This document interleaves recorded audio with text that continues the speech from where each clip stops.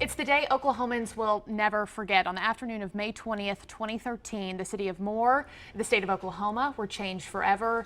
An EF5 tornado ripped through the metro, killing 24 people, injuring 377 others, many children at schools and daycares in the path of that deadly twister. And later today, a group of those young survivors will gather together to celebrate life and also perform a pretty fun song about emergency preparedness. We're joined now by Sarah Thompson, who is a representative with the group Save the Children. Thank you so much for being with us here. I do want to say off the top, we do have one of the children who survived that twister from a daycare. She is in studio with us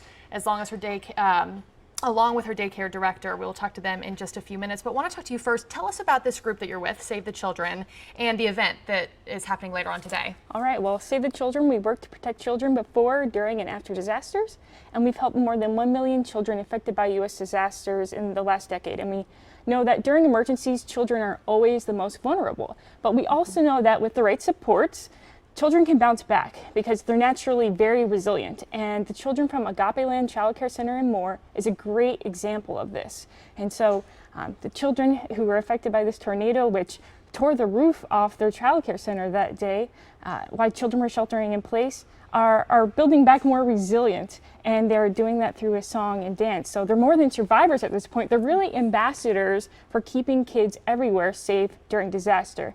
And we're celebrating that tonight as part of an event and as part of this song that you referenced called the Prep Step. And I'm sure they're also finding so much strength in one another too after surviving an event like that. Tell me, how many kids are coming together tonight for that event? I believe that there's children coming from the centers. The whole center is invited, so 40-50 kids are going to be there along with their parents and families who've been there along the way through the journey of Agape Land for over the 20 years, and really celebrating the whole journey together, but also the resilience and building back after the storm. And we do know, as you've been mentioning, they're going to come together, going to sing a song about emergency preparedness. If we could really quickly, could we play a quick snippet of that song from later tonight?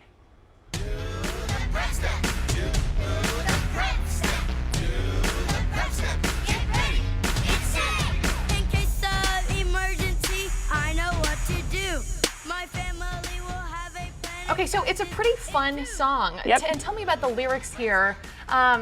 You know, it kind of makes preparing for a tragedy or a severe storm a little bit less frightening, which is probably the whole point here. Exactly. So these children who are survivors of the storm are actually the singers on this song Save the Children created, called the Prep Step, and it teaches kids preparedness basics through a way that's fun and memorable. It has a catchy song and dance. And we're actually really proud of this song because it's being shared around by FEMA and more than 60 other organizations who are supporting youth preparedness. And September is actually National Preparedness Month, so there's 50,000 kids doing the Prep Step. And as you said, this song really encompasses preparedness in 3 easy steps. One is making ice contact cards. So in case of an emergency, right, you can get in contact with your child and reunite quickly. 2 is make a family plan, and so that you can practice it together with your family and be ready. And 3 is gather disaster supplies and make a go bag for each child. And Save the Children has resources on each of these prep steps on our website. And on that website, you can also download the Prep Step song and learn the dance yourself. It'll be really fun. And that's at savethechildren.org/prepstep. Okay, so just all about educating kids as well as their families what to do. And tell me, I want to know, what's it been like working with these kids, and these kids specifically that survived the Moore tornado? Well, these kids are just so inspiring to us, and just to see them be able to move on and help each other and help their families. As we said, they have a lot of natural resilience, but their teachers are there for them, their families are there for them. It's really the whole community coming together. And we're really inspired by them because children have such power to make a real difference in promoting home and family preparedness. So we hope it's not only bringing it home to their families, but through this song and through National Preparedness Month, bringing it, like I said, to the whole nation so that we can all get behind this movement together. Okay, and tonight will be the 20th anniversary, I believe, of Agape Land Learning Center. Can anybody come out to that?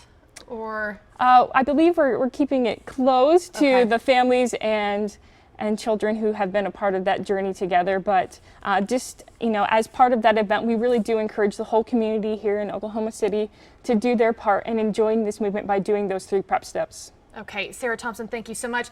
We're about to toss it to weather, but stick with us because coming up in just a couple minutes from now, we will be talking to 7-year-old Aria Baird, who survived that Moore tornado. Brad, we'll send it over to you.